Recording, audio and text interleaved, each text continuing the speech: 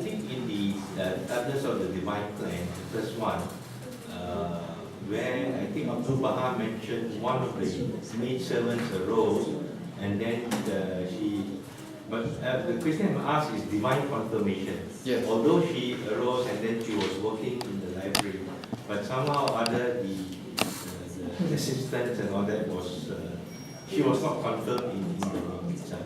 Compared with, say, Agnes Alexander, she was very successful in Hawaii as well as Japan.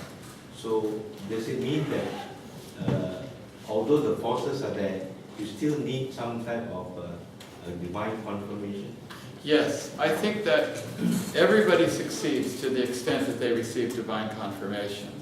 It's not for us to judge that we didn't get enough or they got more than me or something. We should just trust in it. The one that strikes me as so interesting is May Bowles, or May Maxwell.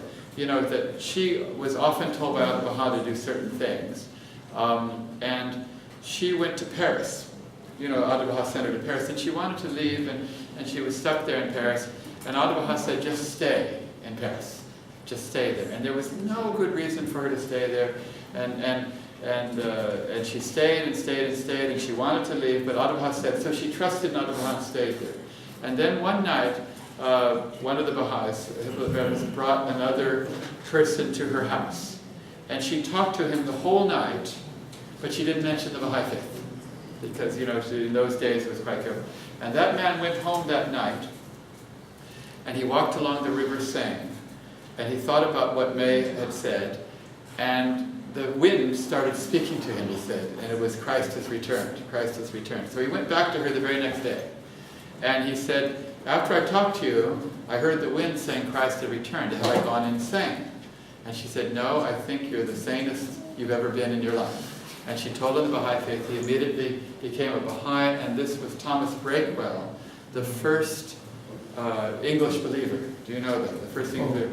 And then he went on pilgrimage and met Abdu'l Baha, and Abdu'l Baha eulogized him like he was the greatest saint ever. I don't know if you've read what Abdu'l Baha said. And he passed away less than a year later. You know, did you know that? He only had a very short life. But May Bowles was obviously divinely guided and inspired because she trusted Abdu'l Baha and she did it, and that assistance came to her and connected her with the big city of Paris and put these two people together and brought him just a year before he died.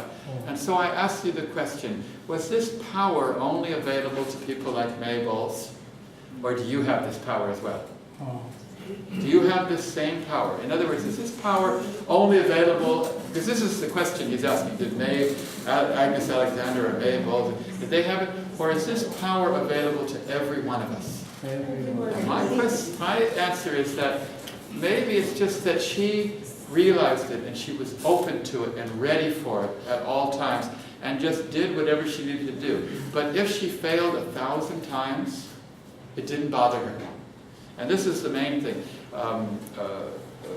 Martha Root was very similar. She traveled around the world, and they say that she told the faith to everybody. And my guess is that Martha Root got more rejections than anybody ever got. She got more rejections than anybody ever. But because she constantly just told everybody about the faith, she got this. I also, a friend of mine in Australia, didn't you know Stanley Bolton? Stanley Bolton's he's an elderly Baha'i in Australia. His mother was a pioneer to Australia in the 30s and 40s. And she was also like this. She would teach everybody she can. And she actually brought into the faith both, I remember one time I was, when Peter Kahn was a member of the Universal House of Justice, also Hugh Chance. Do you remember Hugh Chance was a member of the House of Justice? Yeah. Hugh Chance came to Australia and he said, I love Australia because I remember when I was sitting in the home of Marriott Bolton and I learned of the Baha'i faith. And I had already known that Marriott Bolton had taught Peter Kahn's family and Peter Kahn's family. So I said, do you mean that you heard the faith through Marriott Bolton and Peter Kahn? 2 of the 9 members of the House of Justice became Baha'is through Marriott Bolton. I thought this is amazing because she lived in the tiniest little town in Australia called, was Mittagong, which is, you know, it's like tiny little town. said, how can one lady bring in 2 members of the current House of Justice in the tiniest town in Australia, of all places? It's amazing. So I started asking people about Mary Bolton. They said Mary Bolton would go to the movie theater if the movie was playing, and they would have an intermission. You know how they have intermission?